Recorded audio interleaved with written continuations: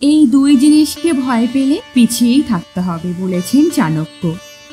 আচার্য চাণক্যের মতে কোনো ব্যক্তির কখনো কিছু বিষয়ে ভয় পাওয়া উচিত নয়, এতে তার ক্ষতি হয়। আচার্য চাণক্য বলেছেন, যে কিছু পরিস্থিতিতে যারা নার্ভাস হন তারা সব সময় চিন্তিত থাকেন।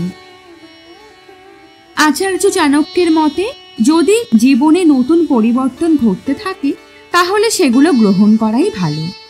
অনেকেরই নতুন কোনো পরিবর্তনে ভয় পাওয়ার অভ্যেস আছে, নার্ভাস হওয়া শুরু করে দেন।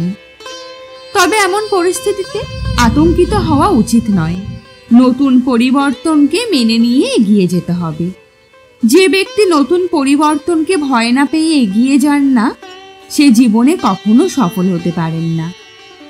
আচার্য চাণক্য বলেছেন, যে ভবিষ্যতে যে চ্যালেঞ্জ আসতে পারে তা নিয়ে মানুষের কখনোই ভয় পাওয়া উচিত নয়। চাণক্যের মতে একজন ব্যক্তির সব ধরনের চ্যালেঞ্জের মোকাবিলা করা উচিত সাহসিকতার সাথে।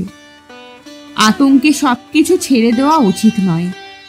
আচার্য চাণক্য বলেছেন, যে ব্যক্তি জীবনে চ্যালেঞ্জের মোকাবিলা করে সাহসের সাথে সব সময় সফল হন।